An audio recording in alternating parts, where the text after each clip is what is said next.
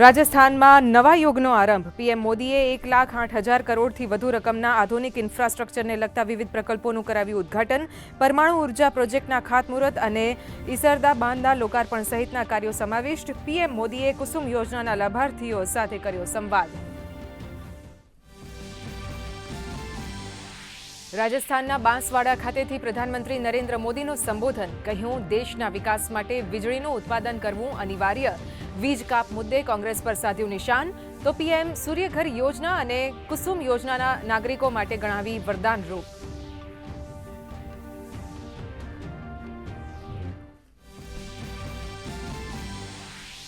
ચીપથી લઈને શિપ સુધીનું બધું જ દેશમાં બનાવવા માટે પ્રધાનમંત્રીનું આહવાન. પ્રધાનમંત્રી નરેન્દ્ર મોદીએ ગ્રેટર નોઈડામાં ઉત્તર પ્રદેશ આંતરરાષ્ટ્રીય વેપાર પ્રદર્શન 2025નું કર્યું ઉદ્ઘાટન. કહ્યું, કોઈની પર નિર્ભર રહેવું ભારતને મંજૂર નહીં.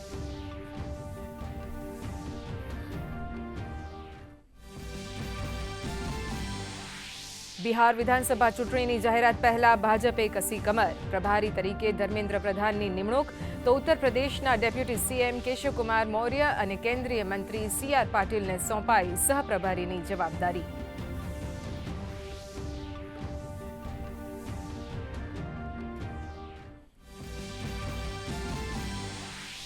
ગાંધીનગરના દહેગામમાં બે જૂથ વચ્ચે સોશિયલ મીડિયા પોસ્ટની બાબતે થઈ અથડામણ.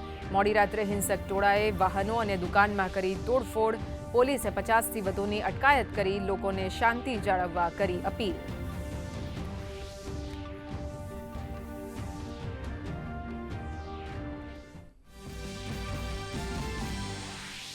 રાજ્યમાં વન વિસ્તારોની સ્થિતિમાં આવશે નોંધપાત્ર પરિવર્તન.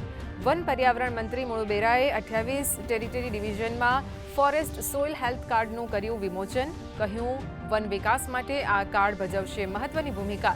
રાજ્યમાં 1200થી વધુ જગ્યાએથી લેવાયેલ માટીના નમૂનાનું કરાયું પૃથક્કરણ. નવરાત્રી પર્વને પગલે માઈ મંદિરોમાં ભક્તોનું ઘોડાપૂર. પાવાગઢ અને માતાના મઢ ખાતે ભક્તોના ધસારાને ધ્યાનમાં રાખી કુલ 120 એક્સ્ટ્રા એસટી બસોનું સંચાલન. 8,20,000થી વધુ દર્શનાર્થીઓને મળશે લાભ.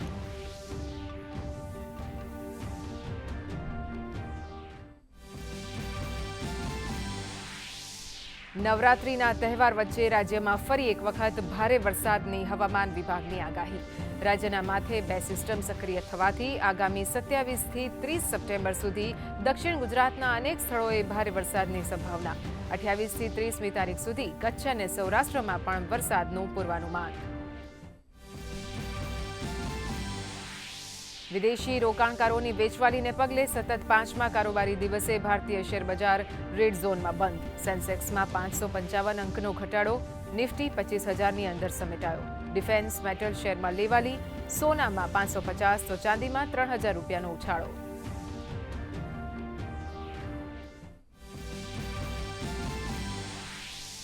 વેસ્ટ ઇન્ડિઝ સામે ભારતીય ટીમની જાહેરાત. Shubman Gill captain, Ravindra Jadeja vice captain. ટીમમાં નીતિશ રેડ્ડી અને દેવદત્ત પિડિકલને અપાઈ તક. પહેલી ટેસ્ટ મેચ 2 ઓક્ટોબરે અમદાવાદના નરેન્દ્ર મોદી સ્ટેડિયમની પસંદગી.